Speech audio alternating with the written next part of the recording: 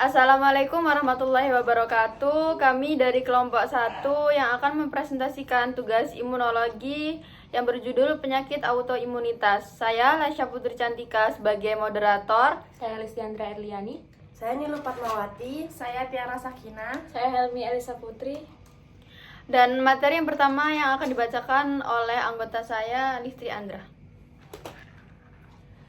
Definisi penyakit autoimunitas. Apa sih penyakit autoimunitas itu? Penyakit autoimunitas adalah kondisi medis di mana sistem imun menyerang sel tubuh sendiri. Kemudian fungsi normal sistem imun sendiri adalah melindungi tubuh dari infeksi dan patogen. Kemudian definisi penyakit autoimunitas adalah penyakit autoimunitas sistem imun salah mengenali sel tubuh. Kemudian pengaruh pada organ tubuhnya adalah penyakit ini dapat mempengaruhi kulit, sendi, dan organ internal. Kemudian contoh penyakit autoimunitas adalah lupus, reumatoid, artritis, dan diabetes tipe 1.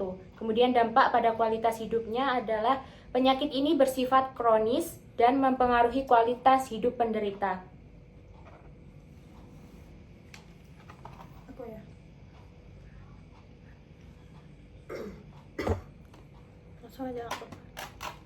Selanjutnya, mekanisme sistem imun bawaan.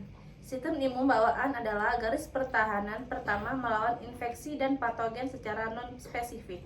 Yang pertama, penyakit autoimunitas. Respon inflamasi berkelebihan dapat menyebabkan kerusakan pada jaringan tubuh sendiri dalam konteks penyakit autoimunitas.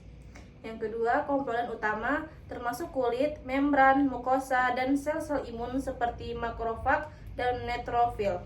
Yang ketiga, respon cepat. Mekanisme ini merespon dengan cepat terhadap invasi patogen walaupun tanpa memori imunologis. Yang keempat, produksi sitokinin. Sel-sel imun bawaan memproduksi sitokinin untuk mengatur respon inflamasi dan menarik sel imun adaptif.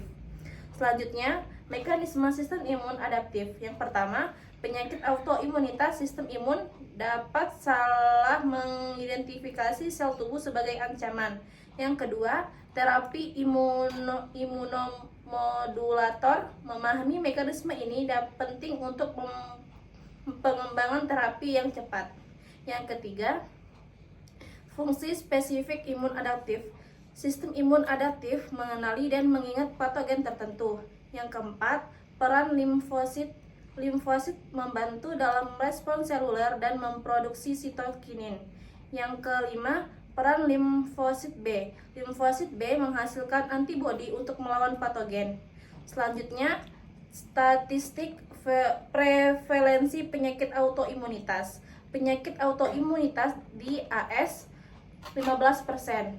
Penyakit autoimunitas di Eropa 6%, wanita dengan penyakit autoimunitas 75%, pria dengan penyakit autoimunitas 25%, dan peningkatan prevalensi 20 tahun 19%. Mekanisme interaksi sistem imun. Yang pertama, interaksi sistem imun bawaan dan adaptif. Diagram ini menunjukkan bagaimana kedua sistem ini saling berinteraksi dalam penyakit autoimunitas. Yang kedua, kerjasama sel-sel imun. Sel-sel imun bekerja sama untuk merespon ancaman dan memperbaiki kerusakan yang terjadi. Yang ketiga, kompleksitas respon imun.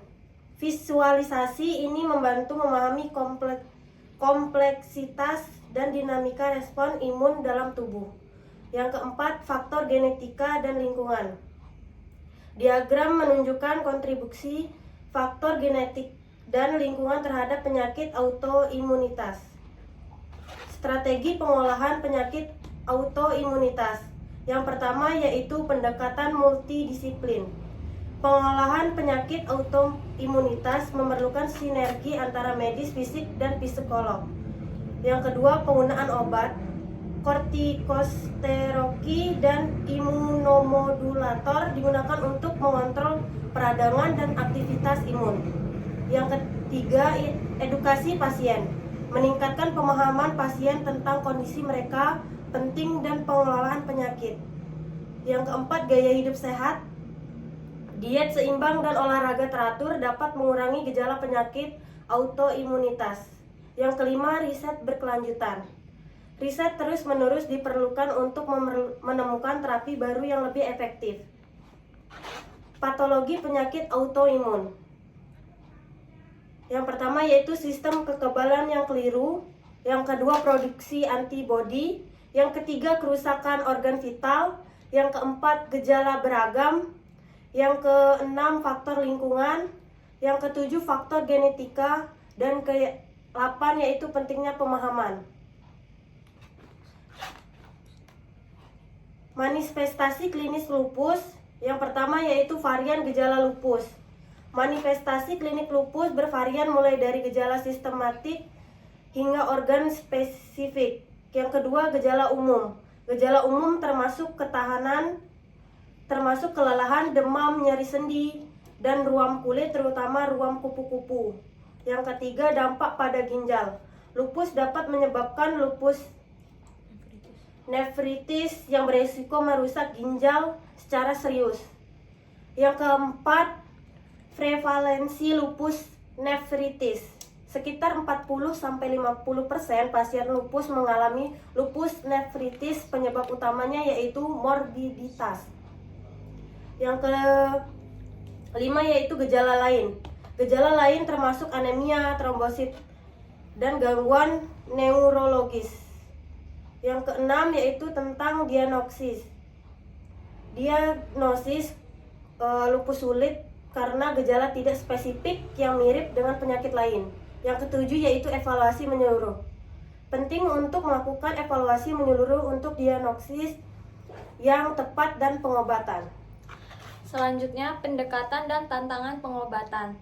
Mengelola gejala dan efek samping pengobatan lupus. Yang pertama, penggunaan NSAID dalam pengobatan lupus. NSAID digunakan untuk mengurangi peradangan dan nyeri pada pasien lupus. Yang kedua, kortikosteroid untuk pengobatan lupus. Kortikosteroid membantu pengendalian gejala lupus tetapi memiliki efek samping.